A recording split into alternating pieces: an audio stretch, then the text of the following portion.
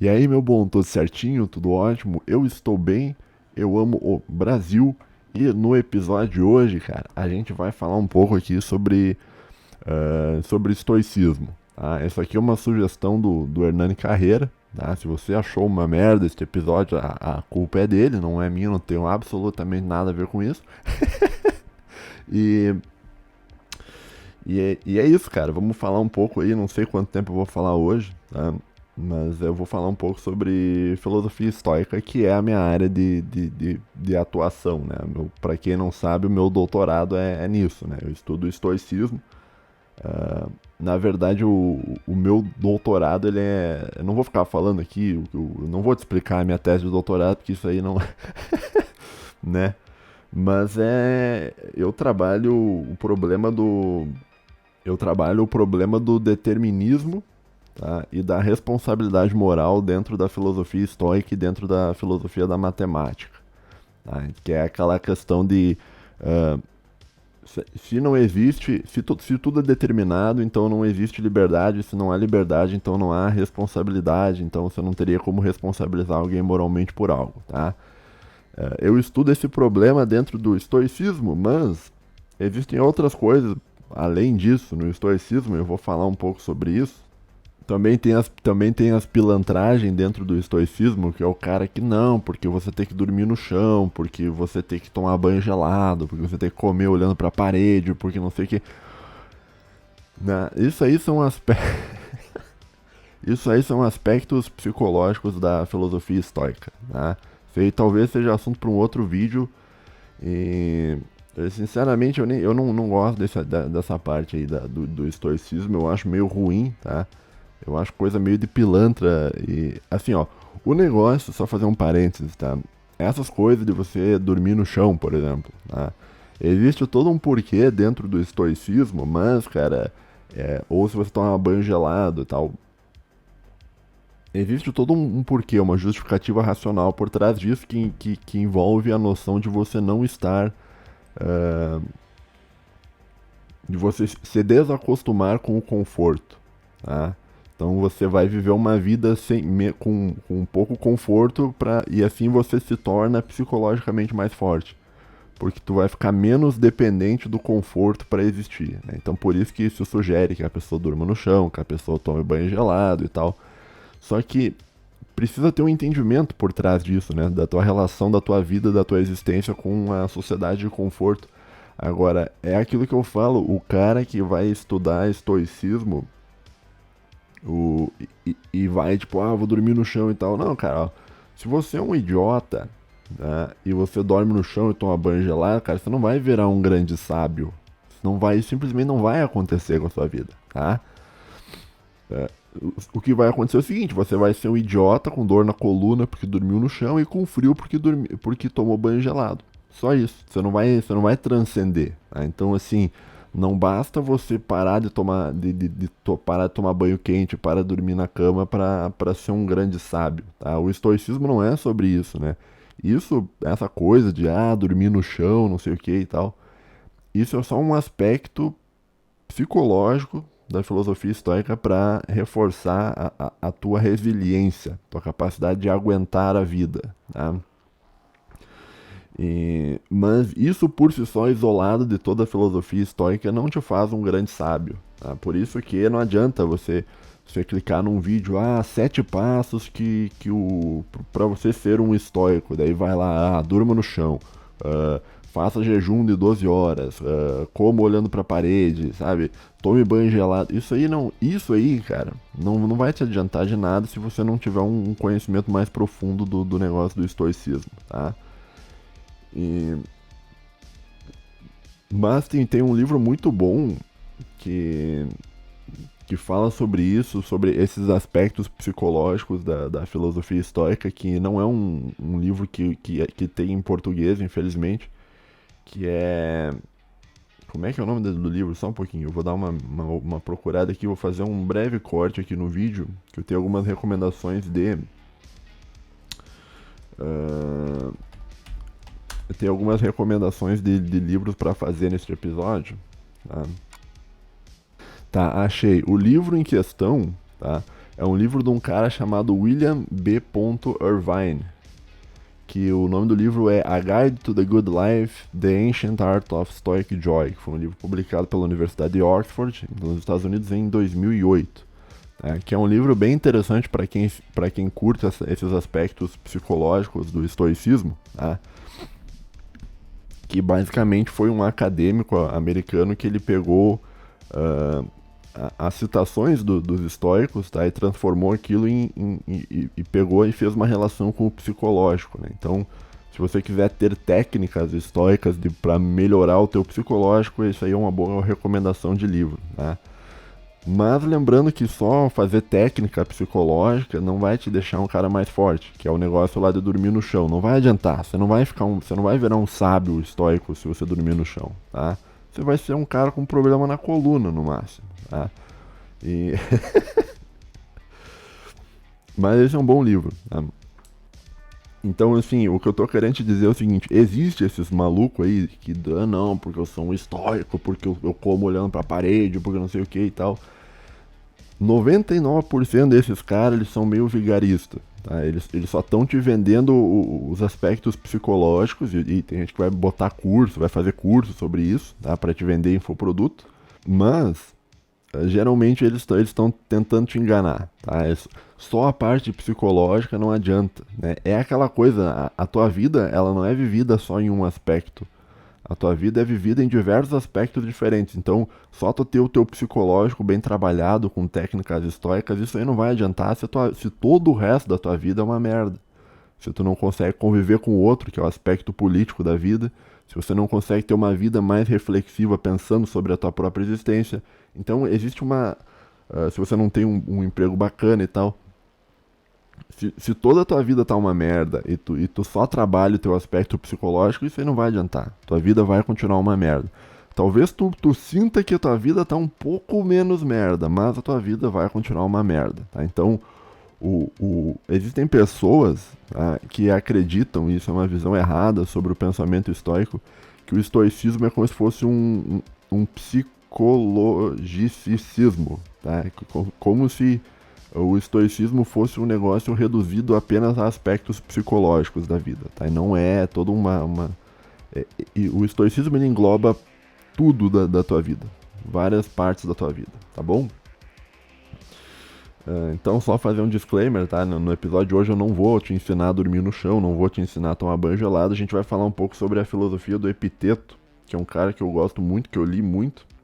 Tá, antes disso eu queria começar aqui, eu tenho anotado aqui umas datas que eu esqueci, porque eu esqueço das datas, né?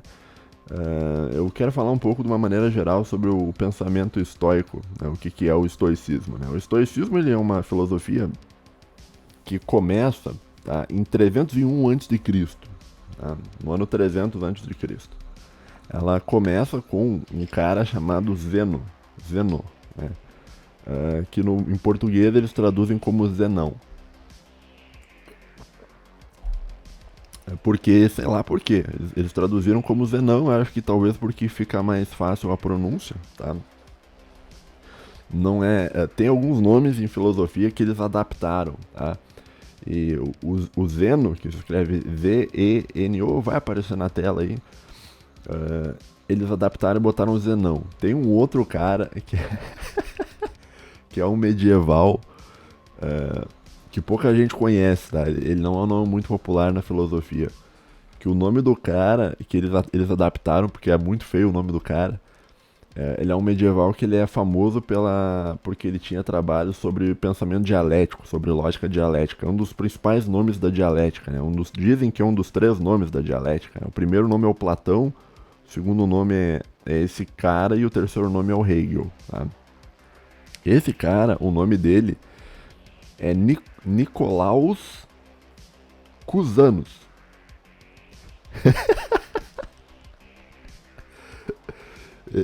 Exatamente, o nome do cara é isso, cara. Começa com cu e termina com anos.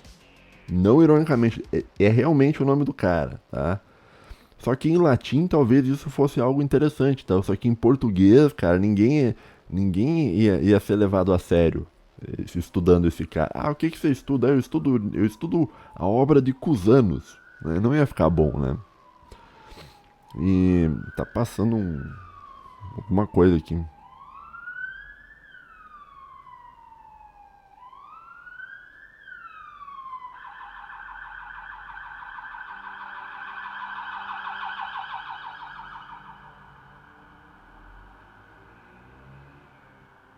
Bom, voltando ao Nicolau Cusanos, né? Então meio que eles traduziram o nome do Nicolau Cusanos pra Nicolau de Cusa. Porque de Cusa fica menos feio, né? Fica menos tipo assim, beleza, começa com cu também, mas não fica cu anos, né? Então eles traduziram esse Nicolaus Cusanos, eles botaram Nicolau de Cusa, né? Que é um grande filósofo aí, muito importante para a área da dialética, tá? E o Zenão, que é o fundador da escola estoica, ele também ele foi traduzido. Ele botar, mas eu vou falar Zenão porque Zenão é mais fácil de falar em português do que Zeno. E eu acho que o Zeno, em grego, eu não tenho certeza porque eu não manjo muito de grego, tá? Eu sei só o básico do grego, mas o Z, se eu não me engano, ele tem um som meio híbrido entre Z e X, né? Então seria Zeno, Xeno, né? Xenon, Zenon, né? Xenon. Tem aquele cara, o Xenofontes, acho que fala, é Zenofontes, até umas pronúncias gregas loucas aí, tá? E o Zenão, que é o cara que fundou a escola estoica, ele era um camarada que ele era um comerciante, né? Ele era um comerciante grego, tá? E quando eu tô falando comerciante, não é aquele comerciante lá que vocês gostam de falar que se você vai arrumar confusão, você vai ser preso, ouvinte. Ó, não é aquele comerciante do cara mesquinho que tá, eu te empresto 100, mas tu me devolve 450 final do ano. Não é isso. Não é o comerciante assim da agiotagem internacional legalizada em cima do Brasil. Eu tô falando do comerciante no sentido de que ele fazia o seguinte, ele tinha um barco, tá? Esse cara, o Zenão tinha um barco e ele pegava mercadorias de uma parte da Grécia, que a Grécia é tipo um arquipélago, assim, tem uma parte meio continental, mas tem um monte de ilha junto. E ele saiu de uma ilha e ia para outra com o barco e vendia, fazia trocas, tá? Trocava uma coisa por outra, ia trocando e tal. E a vida dele era isso aí, ele era um comerciante. O que aconteceu com ele, né, o destino dele, por assim dizer, que os históricos acreditam em destino, o destino dele foi o seguinte, né? O destino dele foi que certa vez ele estava andando de barco e assim, ó, o barco do século 3 antes de Cristo não é um barco para você andar em mar aberto, é aqueles barcos que você fica costeando, você vai costeando assim, você não perde de visão o litoral, né? Você vai costeando, né? E é uns barquinhos bem simples, tá? Não é uns barcos de hoje, assim, tá? E ele, cara, numa dessas que ele tava navegando, tá? Pra vender produto, o barco do cara naufragou. Tá? O Poseidon deu uma porrada no barco do cara ali e ele naufragou com o barco dele, a tripulação dele. E ele conseguiu sobreviver. Tá? Porque eu suponho, né? Isso não diz, mas eu suponho que como eles navegavam costeando os lugares, tá? Como eles costeavam indo de um lugar pro outro, assim, ele meio que, quando ele naufragou meio perto da costa e ele conseguiu nadar até a costa, tá? Então, o barco que ele tinha, que era o ganha-pão dele, tudo naufragou. E ele perdeu tudo. Ele perdeu tudo que ele tinha, né? Daí, cara, o que que ele fez? Ele ouviu rumores de um cara chamado Sócrates, e lá da Grécia Antiga e tal, ele era meio contemporâneo de Sócrates, se eu não me engano, tá? Isso supondo que o Sócrates existia, tá? Deixa eu ver aqui a data bem certa aqui, cara, pra só fazer mais um corte no vídeo aqui. Olha aqui, ó, achei aqui, ó, segundo aqui o site aqui da Wikipédia, o Sócrates nasceu em 470 a.C. e morreu em 399 a.C., tá? Que é mais ou menos a época ali do Zenão.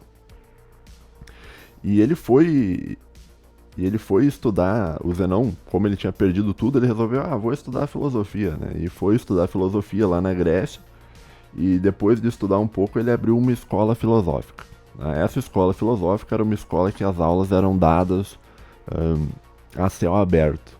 Né? E ele dava essas aulas na frente de um pórtico, né? Que era um portão, tipo um portão, né? da cidade. E esse portão, o nome do portão era Estoá. Né? Por isso que o estoicismo vem disso, né? Vem do estoado, porque eram aulas que eram dadas na frente de um pórtico. Tá? Então, o nome da escola estoica vem disso. Vem do cara que era o Zenão, que dava aula na frente de um pórtico, e o pórtico se chamava Estoá. Então, daí vem estoicismo, vem daqueles que praticam a filosofia da Estoá lá na frente do pórtico. Tá? Nome ruim? Sim, nome ruim. Nome merda? Nome merda. Eu não acho um nome bacana, tá? Eles podiam ter dado assim o nome, estoicismo porque no século VIII Poseidon lutou contra não sei quem lá e daí disso surgiu uma onda e essa onda foi, atravessou todo o mar e essa onda era a onda, sei lá, Estoá. Né? Mas não é isso, não tem nada, não tem... Não tem nada de épico, é só isso, é só o nome de um portão, até onde se saiba é isso, né? É o nome de um portão, né? De um pórtico, né? da cidade onde ele ensinava filosofia. Tá batendo um sol aqui, eu vou ter que fechar aqui. Tá com... Não sei, cara. Vou continuar um pouco aqui, cara, que isso aqui, quando começar a me fritar as costas aqui, eu vou fechar isso aqui. E... Tá, mas tá uma merda esse sol, pera aí. Tá. Então, né, o que eu tava falando? Eu tava falando do Zenão. Então esse cara, o Zenão, tá, ele foi pra Grécia, tá, ele ouviu dos trabalhos de Sócrates e tal, e aquela coisa toda, e ele foi pra lá pra estudar com as pessoas que haviam estudado com Sócrates. E ele ficou lá estudando e depois abriu uma escola, e essa escola se chamava Estoá, e é por isso que surge o estoicismo. Tá? O estoicismo ele se divide em 3 períodos. Tá? Isso aqui não é um consenso dentro dos acadêmicos que estudam estoicismo. Tá? E eu só vou fazer um parênteses aqui, ó, tá? Esse vídeo, ele não é um vídeo focado em pessoas acadêmicas, tá? Esse aqui é um vídeo feito especificamente para pessoas leigas que não conhecem e que não estudam filosofia e querem conhecer. Então, se tu é um acadêmico que tá me ouvindo aqui, sei lá, entenda que muita coisa que eu vou falar vai ser simplificada, tá?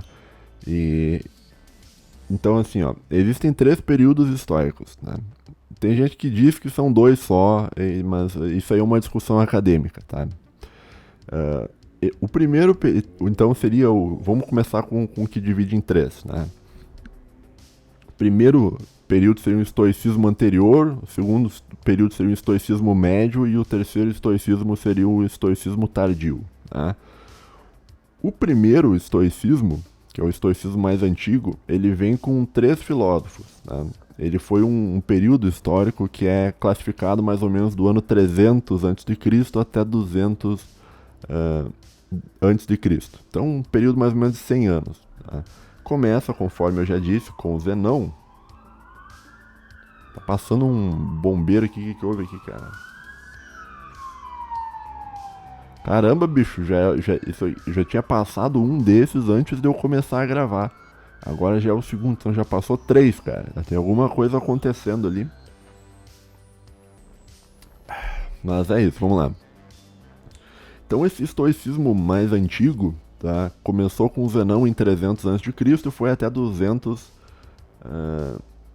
a.C. 100 anos. Tá? O principal nome é o Zenão. E você tem outros 2 nomes. Tá? O Zenão, até onde eu saiba, ele não escreveu muita coisa, né? Quem escreveu bastante sobre os ensinamentos do Zenão e sobre a filosofia estoica foi um cara que eu estudo no doutorado, que é um camarada chamado Críspos. Tá? E junto com o Críspo tem um outro cara que se chama Cleantes, que é o Cleantes é famoso por O Cleantes ele é muito famoso por causa de uma analogia de um cachorro amarrado numa carroça. Só fazer um parênteses aqui e te contar isso. Os estoicos eles acreditavam na ideia de destino. Tá? E o Cleantes dizia que o ser humano ele é quase como se fosse um cachorro amarrado numa carroça, tá? Sendo que a carroça é o destino. E a carroça, quando ela vai andando, ela vai puxando o cachorro junto. E o cachorro vai indo conforme o movimento da carroça. Agora, se o cachorro optar por não se mexer, o cachorro vai sentar no chão e a carroça vai puxar ele e ele vai de arrasto igual. Tá? Então, na analogia do Cleantes, o que ele está querendo dizer é que o cachorro não tem escolha. Ele vai necessariamente seguir o destino dele, seguir aquilo que a carroça quer que ele vá, a direção que a carroça vai. Tá? E o humano também. O humano ele vai seguir o destino, ele pode seguir o destino caminhando, tá?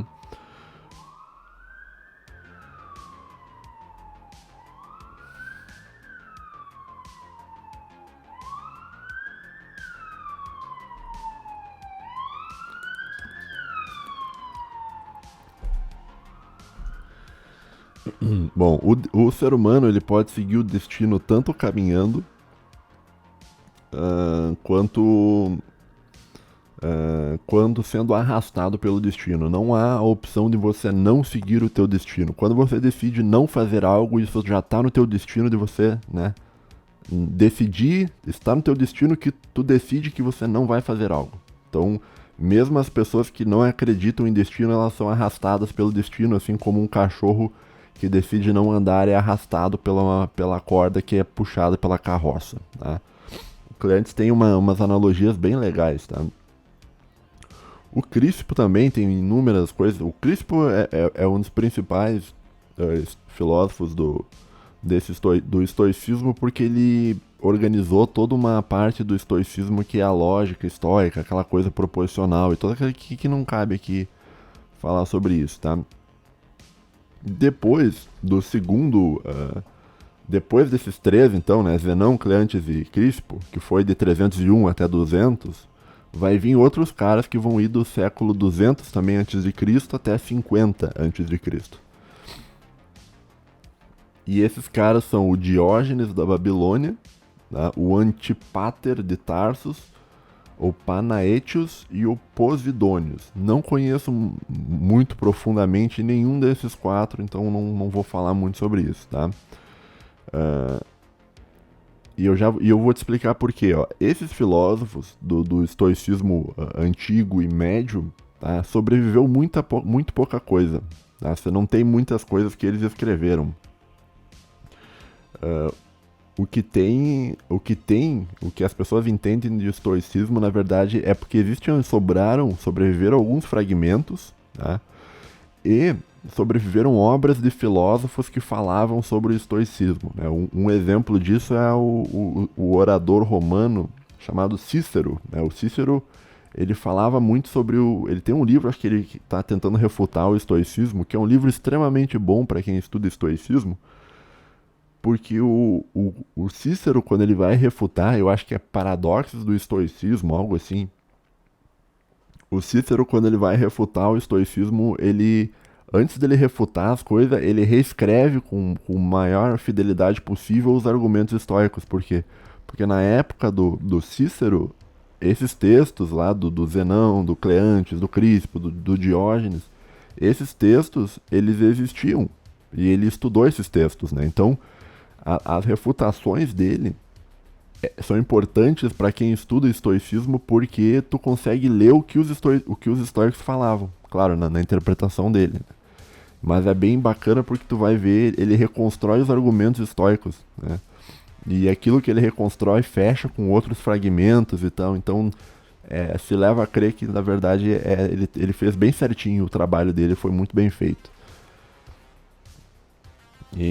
Então, assim, esses dois primeiros períodos históricos, né, o estoicismo antigo e o estoicismo médio, por assim dizer, não tem muita literatura. Tem alguns fragmentos aqui e ali, e tem outros filósofos que comentavam, e para comentar eles reescreviam, tá bom? Mais ou menos isso. O terceiro período que é o período, talvez o período histórico mais famoso, que é o estoicismo tardio. Tá?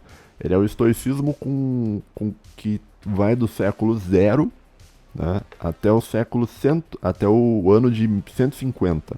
Século I, então. Século II, na verdade.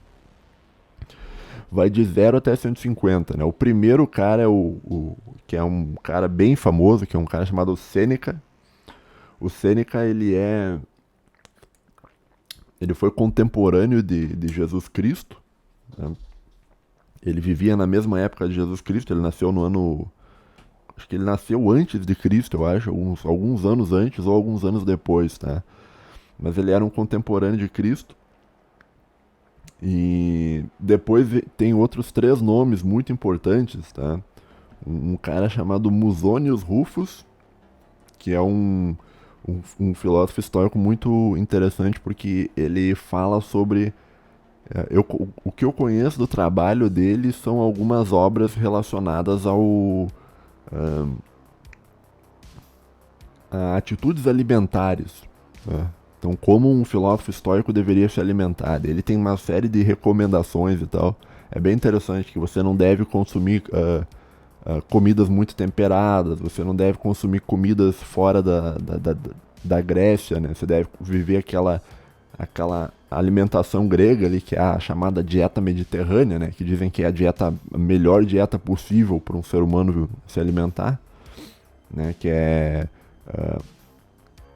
gorduras boas, carnes brancas e tal e tal. Ele tem uma série de considerações sobre isso, ele é muito legal, tá? E existem outros 2 caras, um que se chama Epiteto, que é o que a gente vai falar um pouquinho hoje, e um outro cara chamado Marco Aurélio, tá? Que, se não me engano, o nome dele, como ele era um imperador romano, Marco Aurélio, o nome dele era Marcus Aurelius Antonius Augustus III, algo assim, tá? Então, esses 4 caras do estoicismo tardio, eles são muito importantes, né? Talvez por ordem de importância, assim, o mais importante de todos seja o Sêneca, na minha opinião, tá? Depois vem o Epiteto, daí depois vem o Marco Aurélio e por último vem o Musonius Rufus, né? Mas tem gente que estuda o Musonius Rufus e acha que ele é muito mais importante. Tem gente até que diz que ele é quase como se fosse um Sócrates estoico. Mas enfim, né? Então esse foi do ano 0 até o 150. Tá? Existe uma outra divisão que é dividida em 2 só, tá? Então não são 3 períodos, na verdade seriam 2 períodos, que é o estoicismo grego, helenístico, tá? Que pegaria o estoicismo anterior e o estoicismo médio, e o último estoicismo é chamado de estoicismo imperial, que é o estoicismo romano, tá? Que envolve as pessoas que habitavam a Roma antiga, né? O Sêneca se eu não me engano, ele era um senador romano, ele era um consultor do Nero. O Musonius Rufus, eu não lembro o que o Musonius Rufus era. O Epiteto, ele era um escravo, e ele era um escravo de um cara que era assessor do imperador romano, e o Marco Aurélio era um imperador romano, tá? Então, como eles tinham toda essa coisa de estar junto ali do Império Romano, alguns acadêmicos falam isso, que eles são o estoicismo imperial, tá? Acho que o Pierre Hadot, que é um acadêmico que estuda estoicismo, acho que trata eles desse modo, tá bom? Então, basicamente é isso, né? O estoicismo ele foi do ano 300 a.C. e foi até o ano de 150 depois de Cristo. E o último estoico, se eu não me engano, foi Marco Aurélio, não tenho certeza, tá? Mas a gente vai falar um pouco do Epiteto hoje, né? Que o Epiteto é um cara bem importante, assim, sabe? O Epiteto, ele nasceu, eu tenho anotado aqui, ó, ele nasceu, acredita-se que ele tenha nascido no ano de 150 depois de Cristo, o ano 50 depois de Cristo, né? E morreu, acredita-se que ele morreu em 135 depois de Cristo. Tá? Então ele morreu com 85 anos, tá? Viveu bastante. O Epiteto, ele nasceu em um local chamado Hierápolis, que fazia parte do Império Grego, né? Mas que hoje faz parte da Turquia. Tá? Que hoje esse local, que é Hierápolis, se chama Pamukkale, que é uma região da Turquia. E ele morreu na Grécia Antiga, tá? Numa cidade chamada Nicópolis, que hoje é uma cidade grega chamada Preveza, tá? Uma cidade marítima. Então ele é daquela região ali da Grécia, que pegava um pedaço da Turquia, tá? As fronteiras da Grécia Antiga era totalmente diferente da Grécia de hoje, né? Então ele era um grego, mas ele nasceu num lugar que hoje é a Turquia, mas que na época não era a Turquia, na época era a Grécia e tal. Era uma outra coisa, né? Mas é aquela região, tá? Do Mediterrâneo e tal. E próximo ao Mediterrâneo ali, quase no Oriente, por assim dizer. O Epiteto, né, como todo mundo sabe, ele era um escravo. Tá? Eu procurei para saber, mas eu não encontrei informações sobre isso, mas eu acredito que ele tenha nascido já como um escravo. Tá? Ele não foi um escravo de guerra, ele nasceu como escravo. Ele já era um escravo de nascimento, assim, por assim dizer. Tá? E o dono dele era um cara chamado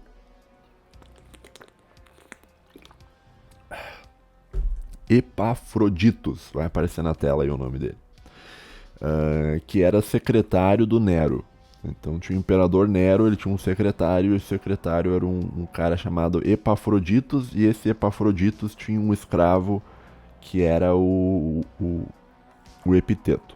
Tá? O Epiteto, assim, ó, ele era um escravo, só que ele era um escravo meio diferenciado, tá? Porque ele era um escravo, por assim dizer, um escravo de valor. Como assim escravo de valor? Em que sentido escravo de valor?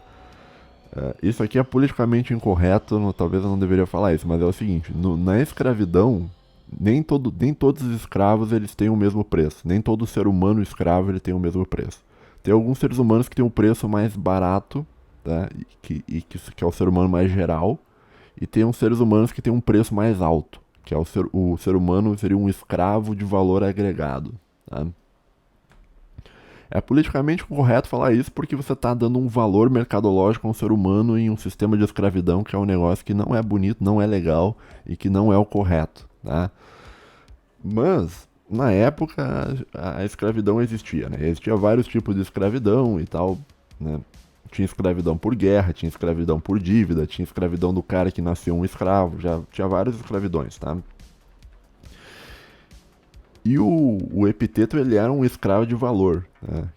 O que é um escravo de valor? Um escravo de valor é um escravo que ele tinha alguma coisa a mais que os outros escravos não tinham, que diferenciava ele dos outros, tá? Então você pode pegar aí o período da escravidão brasileira, tinha uns escravos que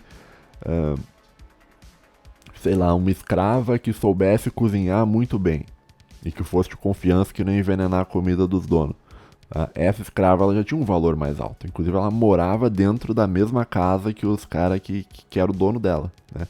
Então ela já não morava na senzala, então ela já tinha um valor agregado maior. Né? Ou então o escravo homem que era muito mais forte que os outros, que tem uma tendência genética mais forte, ele também já tinha um valor mais alto. Podia trabalhar em serviço que carrega mais peso e tal.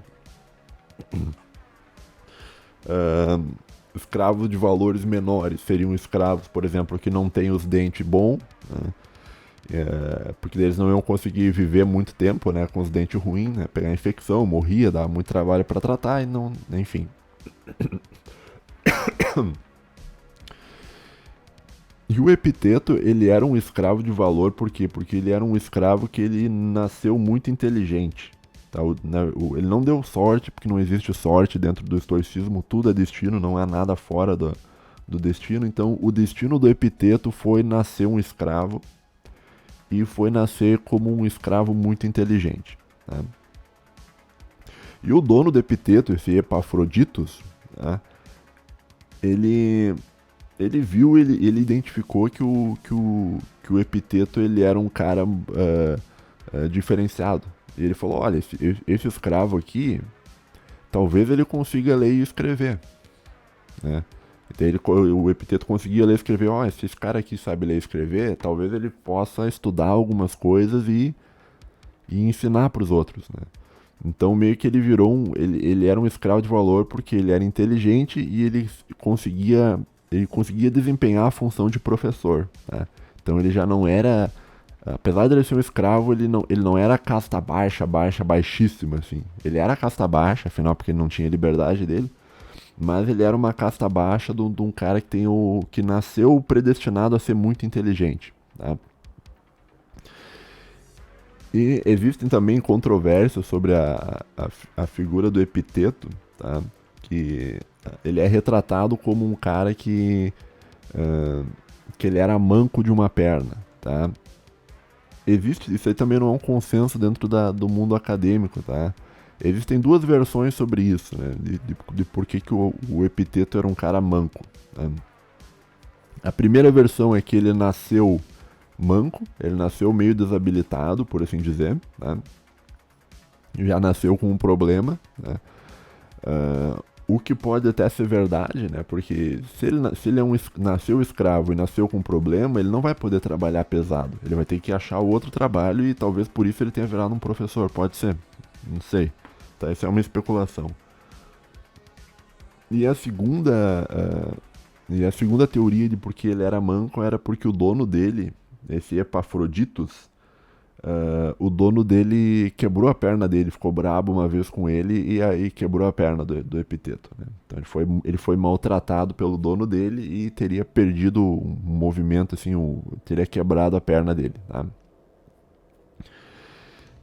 E bom, né? Que mais? Então, assim, ó, ele ganhou a liberdade depois, eu não anotei aqui que ano que ele ganhou, né? Mas depois, acho de adulto, meio depois de velho, ele ganhou a liberdade. Né? E ele ganhou a liberdade depois da morte do imperador Nero. Né? Depois da morte do Nero, ele foi libertado. Né? Então, provavelmente, o que eu acredito é que o Epafroditos, que era o dono do Epiteto, depois que morreu o Nero, ele deve ter perdido o poder, e como ele perdeu o poder, ele já meio que perdeu tudo, perdeu os escravos e tal, e acho que por isso que o Epiteto foi libertado, ou seja, o Epiteto ganhou a liberdade por causa da morte do Nero. Né? E o que acontece? O Epiteto, ele foi... como ele era um cara liberto, ele sabia ler e escrever, ele sabia ensinar os outros, ele ficou ensinando filosofia na Roma antiga, tá? Para sobreviver disso. Tá? E ele foi fazendo isso até aparecer um cara chamado Domitian, que é um imperador romano, que é um dos imperadores, um dos maus imperadores de Roma, né? Que é um dos caras que ajudou a afundar no sentido de naufragar Roma, né? Junto com Nero e tantos outros, né? E o Domitian, não sei como é que fala isso, ele era um cara que não gostava muito de filosofia, não gostava de nada. Então, dizem, né, historicamente, dizem que ele era um cara meio ruim, assim, meio mal encarado, assim, meio, que olhava meio, sabe, meio brabo com todo mundo, né? E teve uma vez que esse cara, o Domitian, ele ficou puto, tá? E baniu toda a filosofia de Roma. Ele falou, ó, não tem mais filósofo, vão a fruta que caiu, e baniu tudo, tá? Essa talvez tenha sido uma das primeiras vezes que a filosofia foi banida aí ao longo da história da humanidade. Volta e meia tem alguém, né, meio puto com os filósofos e bane a gente, né? Se bem que acho que a primeira ocasião que a filosofia deu problema, eu acho que foi com Sócrates. Tá? Mas ao longo da história, geralmente os caras que estudam filosofia, geralmente eles arrumam um problema, tá? E... o que é meio triste, né? Mas é a real. Até no período medieval, cara. No período medieval, que deveria ser um período mais tolerante com o pensamento filosófico, tinha uns pensamentos lá que os caras falaram, ó, isso aqui não pode pensar isso aqui. Isso aqui, você quer pensar, você pensa você, mas não vai escrever nada sobre isso. Né? E é mais ou menos isso, né? A história do Epiteto. Então ele foi banido, ele foi um escravo, depois ele ganhou a liberdade, ele começou a trabalhar dando aula em Roma, e depois o imperador romano, que é o Domitian, pegou e ficou puto, né? E baniu a filosofia de Roma, e ele foi para outro lugar para continuar ensinando filosofia fora de Roma. Tá? Dizem que ele casou, parece com uma mulher, tá? Mas não teve filho. Ele criou o filho de um amigo dele que morreu junto com essa mulher. Né? E, e é isso. E a vida dele é isso, tá? Ele tem 2 livros muito importantes, tá? Que na verdade nenhum dos livros foi ele que escreveu, tá? O primeiro livro se chama Discursos, tá? Discursos do Epiteto. Esse primeiro livro do Epiteto se atribui que foi escrito por um cara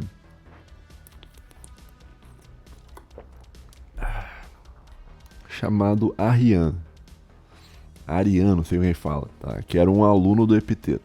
Então esse aluno do Epiteto, o que ele fez? Ele pegou as aulas do Epiteto e começou a anotar, tá? Então o livro do Epiteto, Discurso do Epiteto, não foi escrito pelo Epiteto, foi escrito por esse aluno dele, tá? Supostamente, né?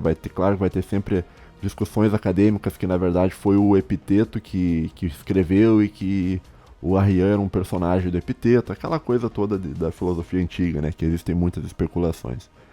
Então esse é o primeiro livro, é o livro principal, que é um livro que fala sobre um monte de coisa. É um PDF enorme, com 4 PDF enormes, se tu for ler o negócio, tá? Se bem que é enorme porque o que eu tenho é uma versão grego, bilíngue grego para inglês. Então, se fosse, acho que só em grego, acho que seria menor, tá? Mas mesmo assim, um livro enorme, tá? Que fala sobre um monte de coisa e sobre a filosofia estoica no geral, tá? Ele tem um outro livrinho também, menor, tá? Que é um livrinho chamado Enchiridion, não sei como é que fala. O Enchiridion, tá? Ele é um livrinho... já falei 40 minutos, cara. O Enchiridion, ele é um livrinho que ele é uma versão também, se não me engano, escrito por esse aluno dele, né? Que é uma versão menor do discurso. Então tipo, é como se fosse uma versão resumida, tá? É tipo é um manualzinho pequeno que sintetiza tudo o que o Epiteto falou, tá? Geralmente quem estuda Epiteto não vai consultar muito esse livro Enchiridion. Você já vai direto no livro Discursos, tá? Porque o livro Discursos é um livro maior, é um livro mais completo e tal.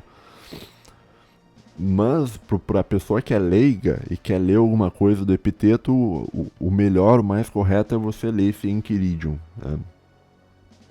Que é um livrinho mais fácil de ler, que é um livrinho mais superficial e tal.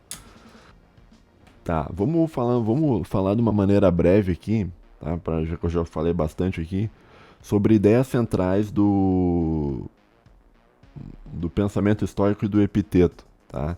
A primeira ideia, tá, é uma ideia chamada caminho da natureza, tá?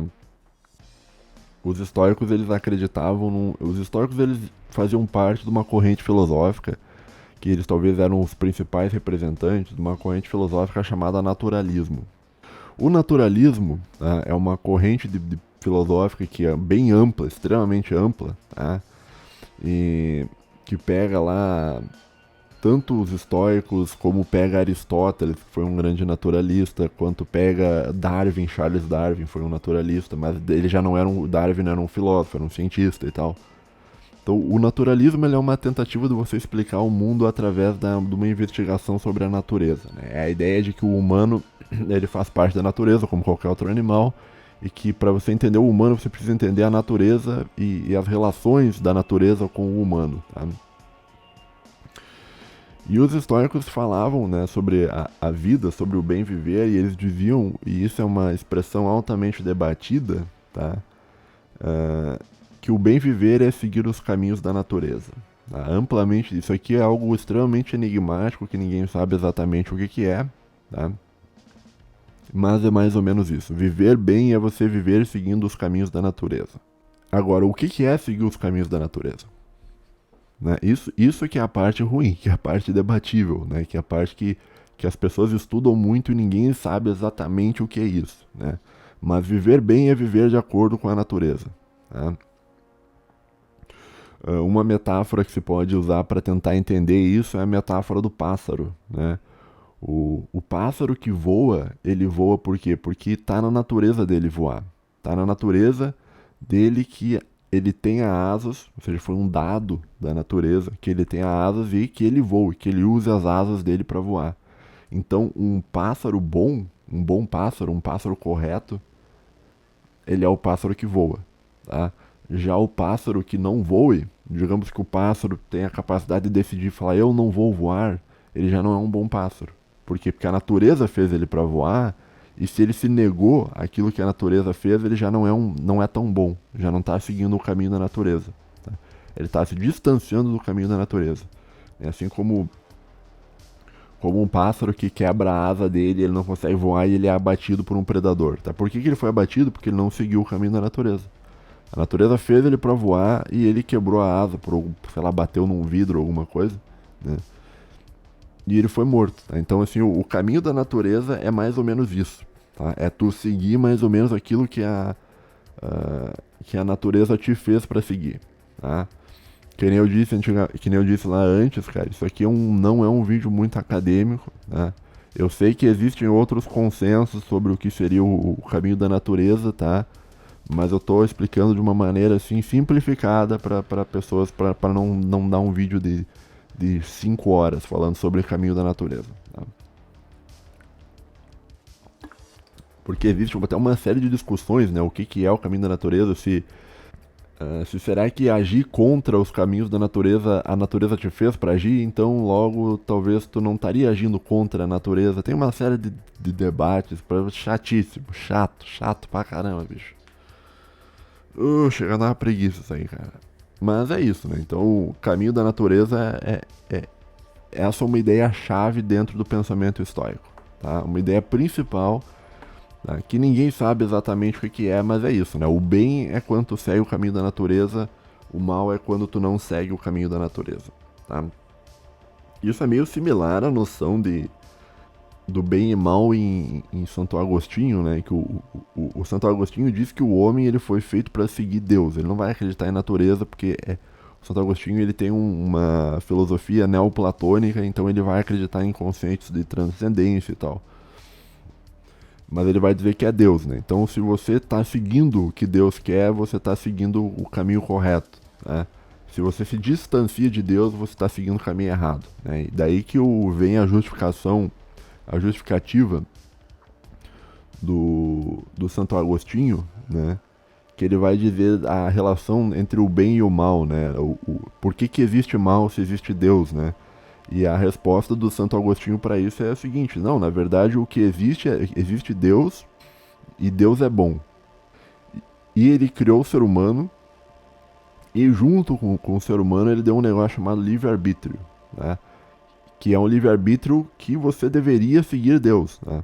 Só que você tem a opção de não seguir Deus, né? E quando tu decide não seguir Deus, tu se afasta de Deus. E quando tu se afasta de Deus, tu entra no caminho do mal. Tá? Então, o mal, na verdade, ele é um afastamento do humano da designação natural que seria seguir Deus. Né? Então, a noção de naturalismo, ela vem também disso. Ela entra também dentro da filosofia medieval, mas ela vai entrar dentro da filosofia medieval através da ideia de Deus, né? O São Tomás de Aquino também segue mais ou menos por aí, né? Então, tudo que Deus fez é natural e se você se afasta de Deus, tu está seguindo um caminho antinatural e por assim dizer, tá? Existem inúmeras discussões sobre naturalismo, inclusive dentro da economia, né? Tem naquela série que eu falei antes sobre sociedades abertas, né? O próprio Bergson, ele tem uma noção própria de naturalismo e tal, que é associada à ideia de Deus e por assim dizer. E assim vai indo, tá? Então, assim, só para te explicar um conceito básico. Então, o principal, um dos conceitos principais do estoicismo é isso, é o caminho da natureza, tá? Então, todo bem, ele vem no caminho da natureza, tá? Se tu segue o caminho da natureza, tu vai ter uma boa vida. Se tu não segue o caminho da natureza, tu vai ter uma má vida. Agora, o que é o caminho da natureza, isso é algo difícil de dizer, tá? Existem inúmeras especulações sobre isso, mas não é um negócio, né? Às vezes pode ser até algo bem simples, né? Às vezes pode ser algo bem... não sei. Bom, enfim. Tá? Que nem eu disse, isso aqui é só uma introdução para tu saber o que os estoicos falavam. E um dos conceitos é isso, né? É um naturalismo, tá? Então, que é a ideia de que tu tem que seguir aquilo que a natureza quer que tu siga, né? E com relação à condição humana, tá? Os estoicos, eles têm todo um negócio tal, que eles dizem que o que define o humano, né, o que separa o humano de todos os outros animais, é um processo mental chamado crises, que é crinem, se eu não me engano. Tem um termo grego sobre isso, que é você refletir antes de agir, tá? E esse processo reflexivo, tá, é o que define o humano. Então, tu seguir o caminho da natureza é tu refletir antes de agir, né? Então, quem vive a vida evitando de pensar, quem vive a vida alienado, tá, seguindo meio no automático, ele não está seguindo o caminho da natureza. Porque a natureza humana ela é uma natureza crítica, uma natureza mais voltada ao pensamento, né? Enquanto que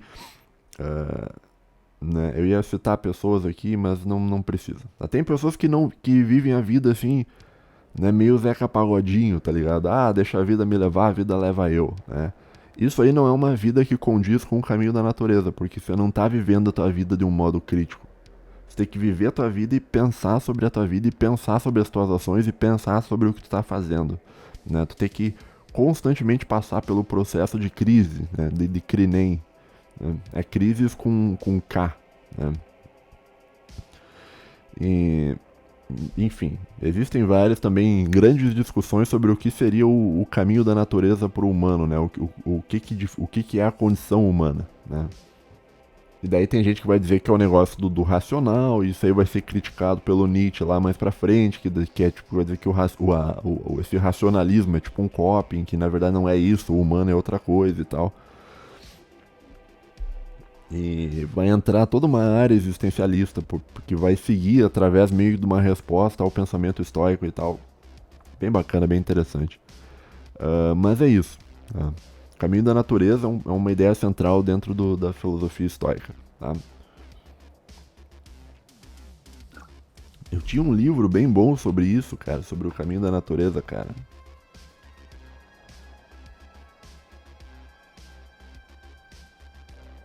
Ah, aqui eu tava olhando nos livros aqui que eu tenho. Tem um livro do Darwin muito bom, tá?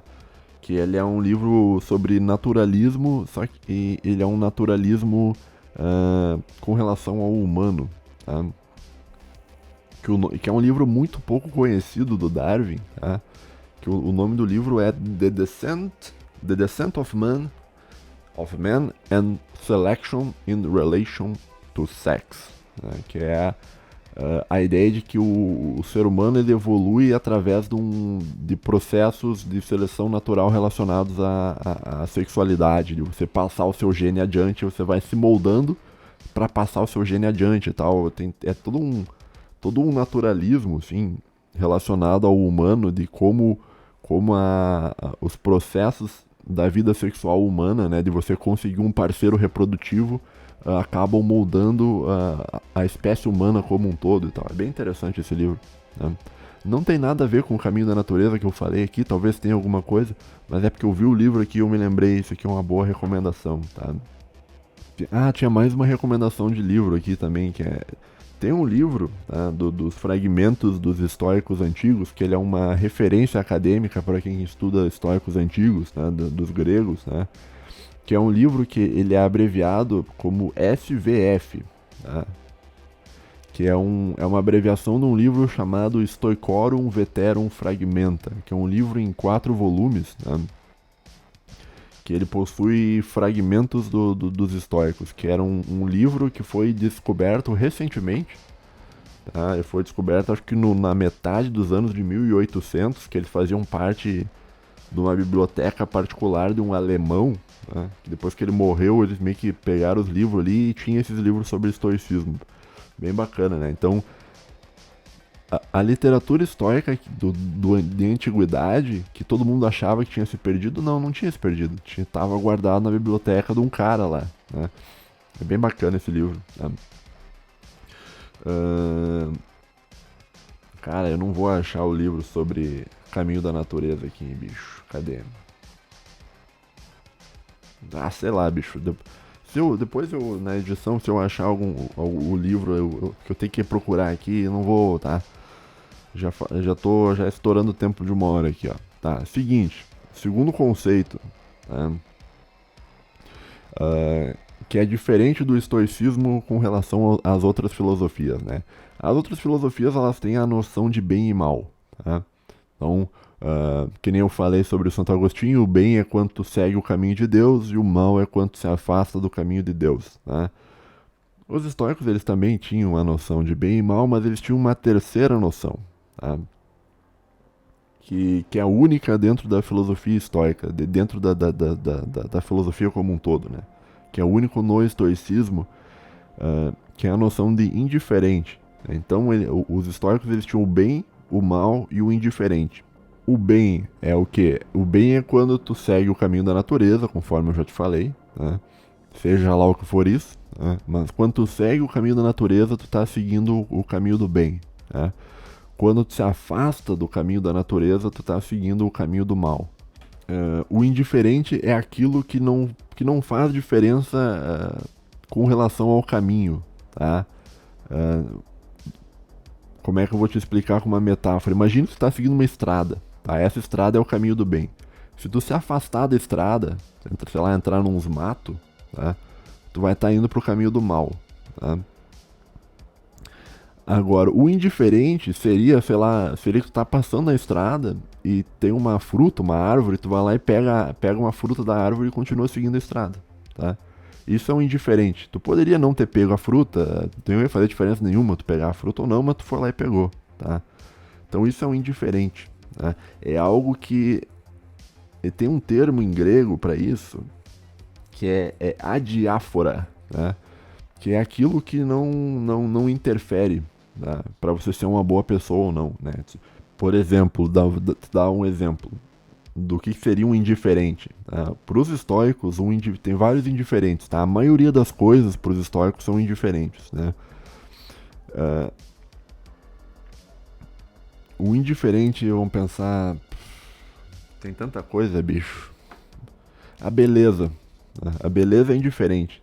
Né? No sentido assim, que tu pode ser um ser humano bom, correto, ético, virtuoso, sendo um cara feio. Então, você não precisa ser um cara bonito para seguir a vida correta, tá? Assim como, tipo, também tu pode ser tanto um cara feio e que segue uma vida correta, como tu pode ser um cara feio e que segue uma vida errada, que nem aquele, bom, não vou citar nomes aqui.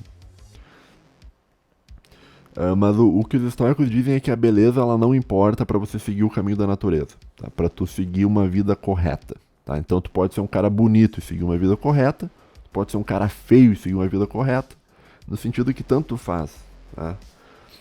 Tu ser bonito ou tu ser feio com relação a você seguir uma vida mais ética, tá? Por assim dizer, tá? Entretanto, dentro da filosofia estoica, a área dos indiferentes se divide em 3 áreas, tá?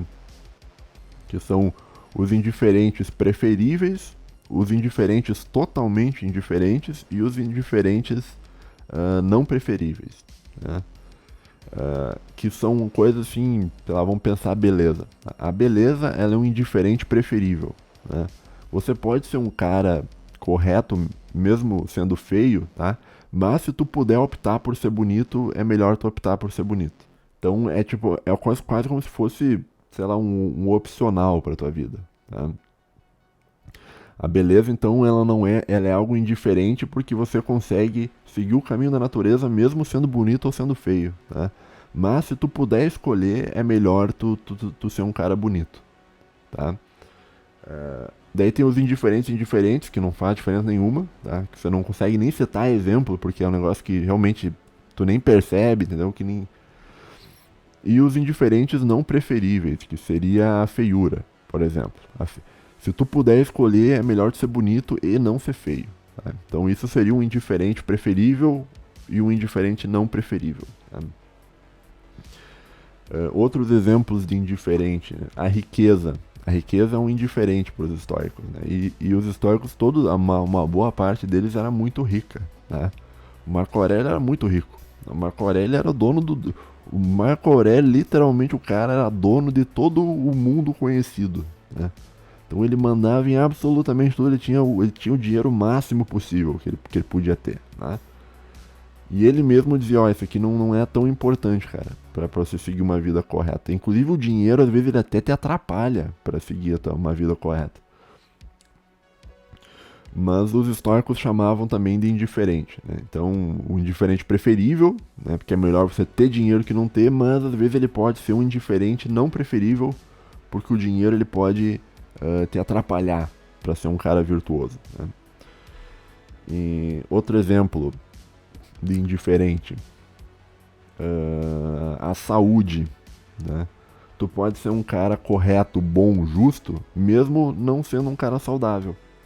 Você pode ser um cara, sei lá, com uma doença terminal e mesmo assim você ser um cara bom. Tá? Ou você pode ser um cara com uma doença terminal e ser um grande pau no cu, que nem o Walter White lá do Breaking Bad. Né? Então, o Walter White, ele não tinha uma saúde boa e meio que ele era um pau no cu, entendeu?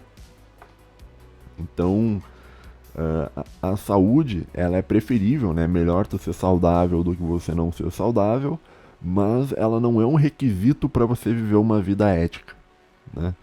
E no fim das contas, né, tem muito pouca coisa dentro da filosofia estoica, talvez seja um copy isso do que eu tô falando, mas tem muito pouca coisa assim que realmente faz a diferença para tu ter uma vida ética. E a principal coisa que talvez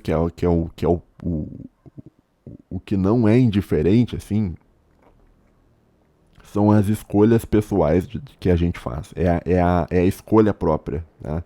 Aquilo que tu escolhe não é indiferente. Inclusive porque aquilo que tu escolhe é tudo o que tu tem controle. E esse é o terceiro ponto. Né? Então, recapitulando, falei sobre o caminho da natureza, né? Falei sobre a distinção do bem, do mal e do indiferente, né? De uma maneira super superficial mesmo. Né? E o terceiro ponto do estoicismo é um negócio chamado a dicotomia do controle. Né? Que os estoicos eles acreditavam, isso está bem na filosofia do Epiteto. O Epiteto é o principal nome por trás dessa coisa da dicotomia do controle. Ele diz o seguinte, o ser humano tem muita coisa que é indiferente ao ser humano, né? Que não faz diferença. Beleza, riqueza, saúde, esse tipo de coisa não faz muita diferença. Amizades e tal.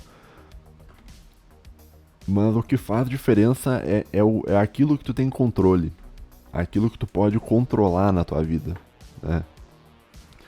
E ele divide a existência humana em duas coisas. Né? Tudo aquilo que tu tem controle, né? Que é muito pouco, e você deve se preocupar com o que tu tem controle.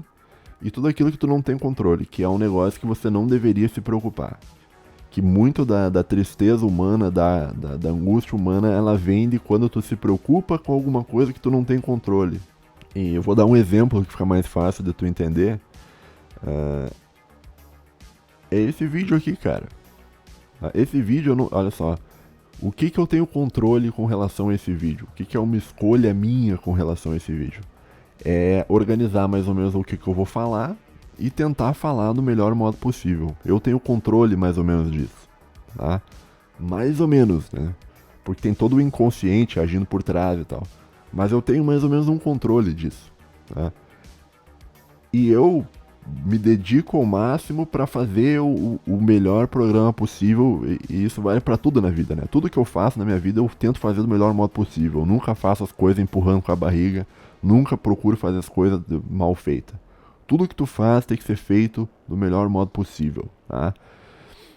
E isso eu tenho controle. Então eu tenho controle do que eu tô falando aqui, eu tenho controle das ideias que eu resolvi apresentar para vocês. Agora, o que eu não tenho controle envolvendo esse vídeo aqui, tá? É quantas pessoas vão assistir o vídeo, porque isso quem tem controle é o algoritmo da plataforma. E eu não tenho controle sobre uma coisa muito interessante, que é o seguinte, que é a tua opinião sobre isso que tu tá ouvindo. Eu não tenho controle sobre isso, tá? E me daria muita angústia na minha vida se antes de eu gravar o vídeo eu ficasse pensando, será que as pessoas vão gostar? Será que os ouvintes vão gostar? O Epiteto diria assim pra ti, ó, não se preocupa com isso. Entendeu? Grava o melhor vídeo que tu puder, que é o que tu tem controle. E se as pessoas gostarem ou entenderem ou não, isso aí não é problema teu. Isso aí você não tem como controlar o que as pessoas pensam a respeito daquilo que tu fala, mas tu tem como controlar aquilo que tu fala. Tu tem como controlar os teus processos mentais e a tua organização da tua fala, tá?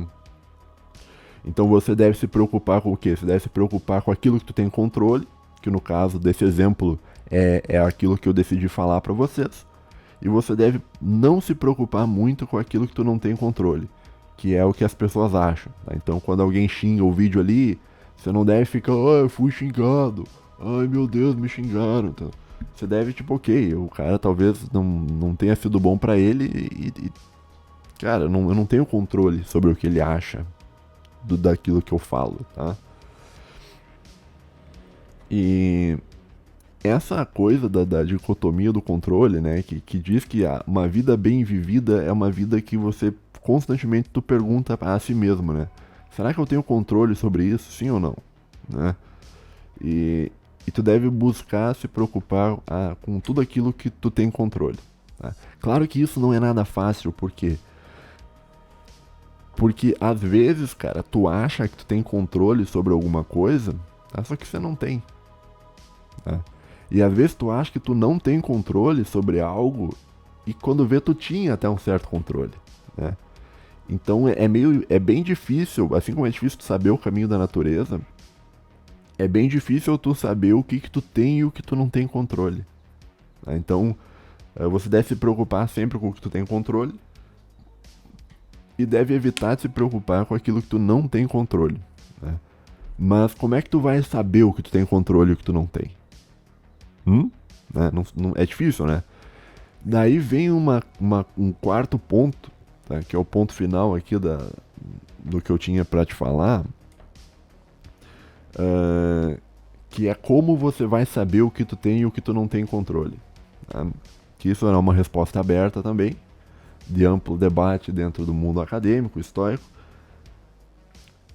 mas é basicamente assim, ó, é através da virtude. Tá? A virtude é um negócio que te faz ver o que tu tem controle e o que tu não tem. Quanto mais virtuoso tu for, mais tu vai conseguir perceber aquilo que tu tem controle e aquilo que tu não tem controle. E dentro do estoicismo, tem existem 4 virtudes principais. Eu tô olhando aqui na tela que eu tinha um livro bem bom sobre isso, cara. Só um pouquinho. Tem 2 livros muito bons de um cara chamado Pierre Hadot, tá? Que ele fez em conjunto com um cara chamado Arnold Davidson, que o nome do livro é Philosophy as Way of Life, Spiritual Exercises from Socrates to Foucault. Obviamente você vai ignorar a parte do Foucault, porque o Foucault é uma merda, mas você pode aproveitar a parte do estoicismo, né? Mas tinha um outro livro, eu queria achar bem certinho o nome, é do Pierre Hadot, que é, cadê? Que é tipo uma citadela interior, é The Inner Citadel, algo assim, tá? Que foi um livro que eu usei na minha prova, no meu trabalho do doutorado, quando eu entrei eu ia estudar as virtudes, e esse livro da The Inner Citadel é um livro meio referência para quem estuda as virtudes, né? Na área da filosofia das virtudes. Aqui, ó, achei. O nome do autor é Pierre Hadot, em conjunto com outro cara chamado Michael Chase, né? E o nome do livro é The Inner Citadel, seria a citadela interior. E a maioria desses livros, tá, que eu tô te dizendo, quase nenhum tem em português, tá? Porque as pessoas... Por que não tem em português, cara? Porque as pessoas acham que talvez é mais interessante você jogar dinheiro público estudando o gênero do que traduzir grandes obras que são lançadas recentemente. Então o que acontece? O governo ele vai pagar uma bolsa de pesquisa, tá? Para alguém estudar gênero lá e dizer que hoje eu acordei me sentindo um abajur, hoje meu sexo é um abajur e tal. E as pessoas recebem bolsa para isso e não traduzem livros que deveriam ser traduzidos, né? Então esse é um problema aí, né? de mau uso do dinheiro público, na minha opinião, mas que você fala, se tu falar sobre isso muito abertamente, as pessoas vão dizer que você é um cara preconceituoso, que tudo tem sua importância, que a importância das coisas é relativo, que talvez seja mais importante você falar sobre gênero do que você traduzir grandes obras muito importantes dentro do pensamento estoico e dentro de outras... Ah, cara, tá. Não vou começar aqui, senão eu vou ficar meio chateado aqui, né? Mas enfim, esses livros, né, cara, que são livros muito interessantes, infelizmente não tem muito em português, né? O que tem em português são livros antigos, né? Que nem o Enquiridium do Epiteto tem em português, o Discursos do Epiteto tem em português. Mas, assim, livros lançados, sei lá, de 20 anos pra cá, não tem traduzido. Os caras simplesmente não lançam tradução, tá? O pessoal do CNPq simplesmente não paga a bolsa para tradutor, para traduzir coisas que seriam importantes para o Brasil, que seriam ótimas para o Brasil, tá? Não há dinheiro para isso, eles preferem jogar dinheiro em outras áreas, enfim. Isso aí não tá sobre o meu controle, tá? Eu não tenho controle sobre isso, então e tu também não tem, ouvinte, tá? Então o que eu acho é o seguinte: o que tu tem que fazer é buscar aprender inglês, cara, porque as coisas recentes vão vir em inglês, tá? Não espere que grandes artigos acadêmicos modernos venham em português pra ti. Vai estar tudo em inglês pra tu ter que ler tudo em inglês, cara. Então, procure ali, baixa o Duolingo, acesse o site do Duolingo e fique todo dia ali martelando ali, cara, que uma hora tu vai aprender. Bom, mas enfim, né? Isso aí, esse é um comentário aqui, né? Deixa quieto, vamos seguir aqui. Bom, nesse livro, né, do Pierre Hadot, que infelizmente eu acho que não tem em português, não tenho certeza. Ele é um livro que ele fala bastante sobre as virtudes dentro do pensamento estoico. Tá? Fala bastante sobre o Marco Aurélio também e tal. Ele fala sobre o Marco Aurélio e sobre o Epiteto, né? Porque o Marco Aurélio ele era um estudioso posterior ao Epiteto. Então o Marco Aurélio estudou muitas coisas do Epiteto e é quase como se o Marco Aurélio fosse um Epiteto talvez aprimorado, né? Talvez mais refinado, né? Porque ele meio que deu continuidade aos estudos do Epiteto. Então, mas são muito similares. Então, se tu lê Epiteto, tu vai conseguir se identificar com Marco Aurélio. Se tu lê Marco Aurélio, tu vai conseguir se identificar com Epiteto. E por aí vai, tá? Então, existem 4 virtudes, né, dentro do pensamento estoico, né? A primeira virtude tem nomes em grego, em latim sobre isso. Eu vou falar os nomes em português, tá? A primeira virtude é a sabedoria. Tá? Acho que em grego a sabedoria é conhecido com um termo, se não me engano, é phronesis, ou assim, não sei como é que fala. A sabedoria seria a noção de phronesis, ela é uma noção de sabedoria prática. Não é uma noção de você ter lido muitos livros, mas é uma noção de você saber viver a vida. É uma noção bem abstrata, né? Sabedoria não tem a ver com tu ser inteligente, tá? Tu pode ser um cara muito inteligente e mesmo assim você não ser um cara sábio, tá? Agora, tu pode ser um cara não muito inteligente, mas que tu é um cara sábio, tá? A sabedoria é uma virtude, né? Então essa é a primeira das 4 virtudes do estoicismo, que é uma sabedoria, um viver a vida de um modo prático, né? Que é aquilo que o pessoal chama de phronesis. Os medievais traduzem como prudentia, né? A prudência e tal, mas não dizem que tinha um professor meu que estudava Aristóteles e ele não gostava que traduzisse phronesis como prudência, porque phronesis tinha mais a ver com uma racionalidade prática vinculada a uma ação. E a prudência não é isso, a prudência é outra coisa. Enfim, discussões acadêmicas aí. E a segunda virtude, né, é a virtude da coragem, né, que é você ser um cara corajoso para viver a vida. Tá? O Sêneca falava bastante sobre a coragem. Mas quem falava bastante sobre a coragem não era nenhum estoico. O Aristóteles falava muito sobre a coragem. O Aristóteles ele acreditava que a virtude era um meio termo entre dois extremos, né? Então vamos pegar o exemplo da coragem. Existe um extremo máximo existe a coragem ali no meio e nos dois cantos. Deixa eu ver se eu estou aparecendo aqui. Existe a virtude aqui no meio, tá?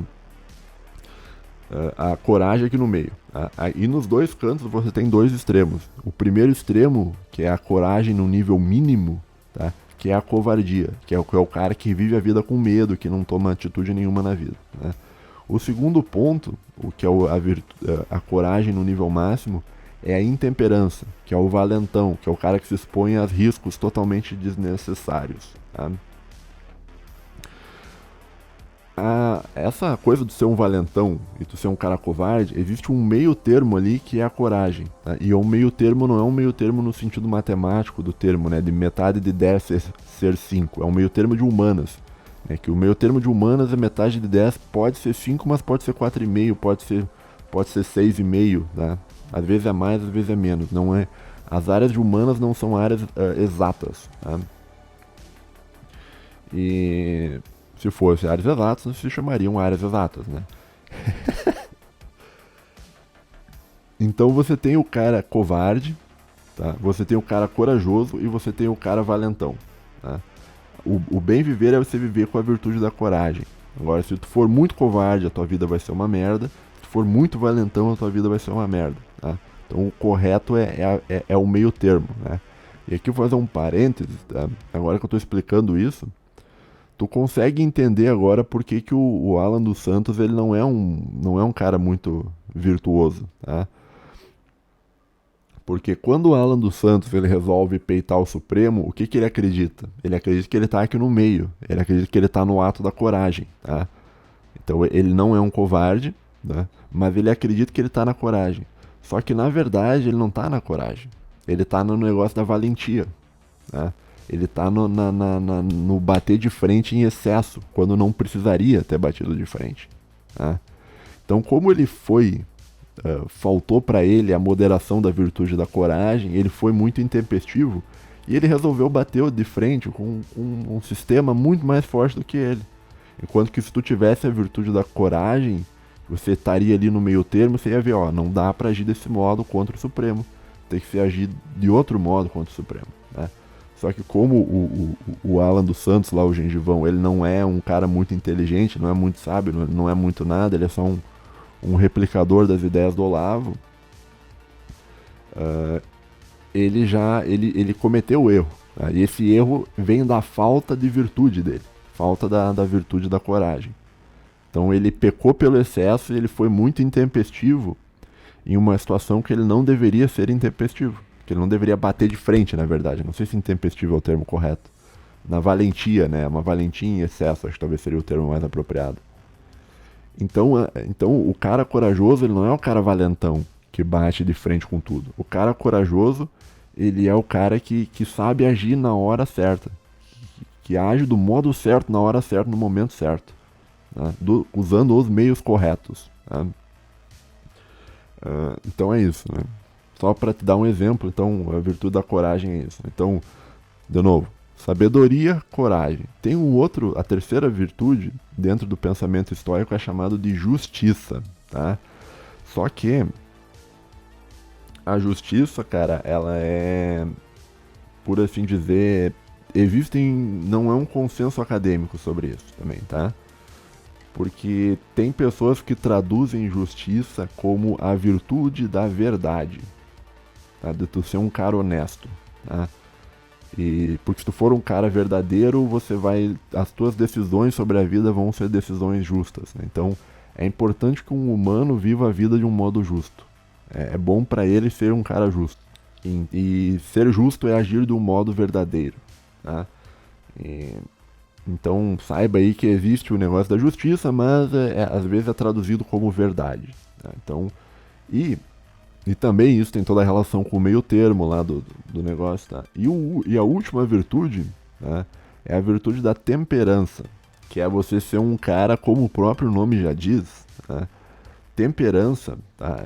A origem da palavra tempero vem disso, né? Então, Quando tu tá fazendo uma comida lá, tu tá fazendo um arroz, tu vai temperar o negócio com sal, você não vai botar pouco sal, vai ficar ruim, né? Você não vai botar muito sal, porque vai ficar ruim também. A virtude da temperança é você fazer o negócio na medida certa. Então, quando você vai, sei lá, se alimentar, isso o Musonius Rufo falava, você tem que levar em conta, você tem que se alimentar de um modo que leve em conta a virtude da temperança. Você tem que se alimentar de um modo moderado. Você não deve nem comer muito pouco e nem comer muito, né? Então, a temperança é você agir, viver a vida agindo de uma maneira moderada, né? Então, o cara que ele não, a virtude ela tá ali no meio, tá? Tu pode ser o cara completamente muito temperado ou muito destemperado, né? Então, o certo é você ter a medida correta para tudo, né? Então, se tu for agir, sei lá, agressivamente, sei lá, se tu for um líder político, se tu for agir agressivamente, essa tua agressividade ela tem que ser medida e tem que ser temperada. Tu tem que ter aquela coisa da flexibilidade lá que ensina o judô, né? Às vezes tu pode ser rígido, mas às vezes tu não pode, é melhor tu não ser tão rígido, né? Então, isso, mais ou menos isso que é a temperança, tá? É uma virtude. Então, os estoicos acreditavam o seguinte, né? Se tu tem bem desenvolvido dentro da tua cabeça essas 4 virtudes, né? De novo, sabedoria, coragem, justiça e temperança, tá? Se tu tem essas 4 coisas bem desenvolvidas, tu é um ser humano muito virtuoso, tá? E se tu é um ser humano muito virtuoso, quando tu estiver diante de uma situação da vida, tu vai conseguir olhar, analisar a situação da vida e ver se será que eu tenho controle sobre isso ou não. A gente volta na dicotomia do controle, né? E daí tu vai se preocupar só com coisas que importam e você vai deixar de se preocupar com coisas que não importam.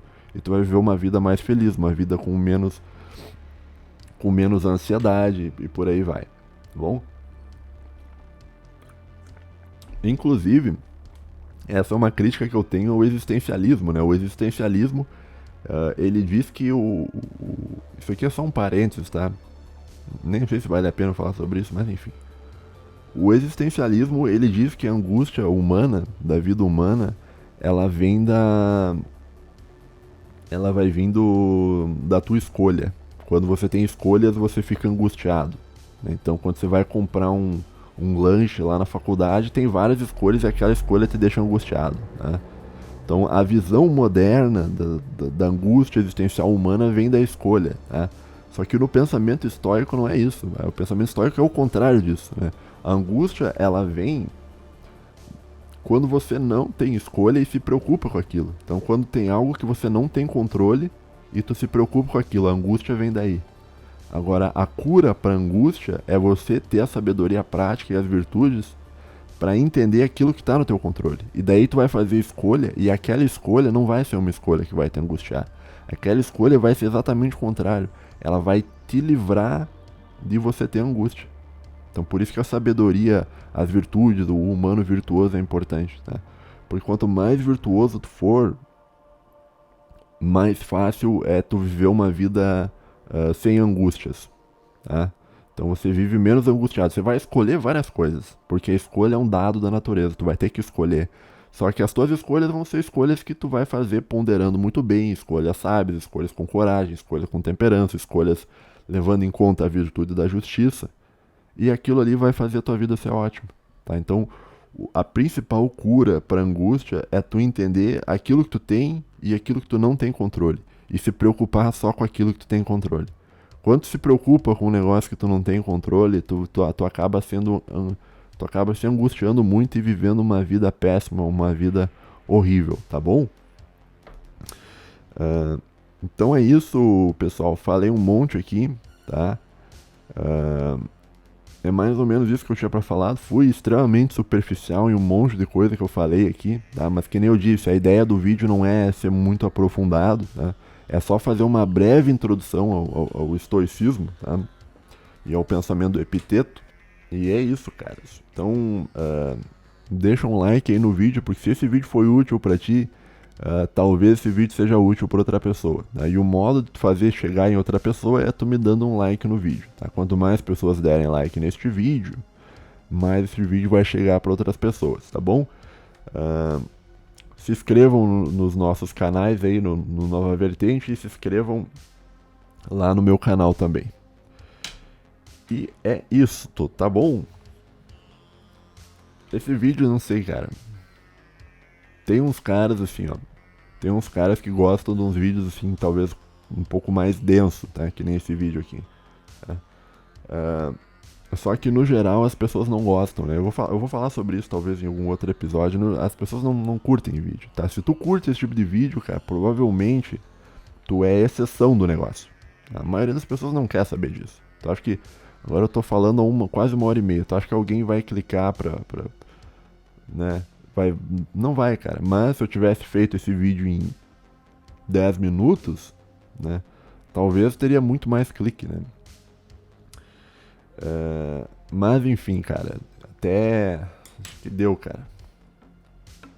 Eu tô pensando aqui se eu não esqueci de falar nada.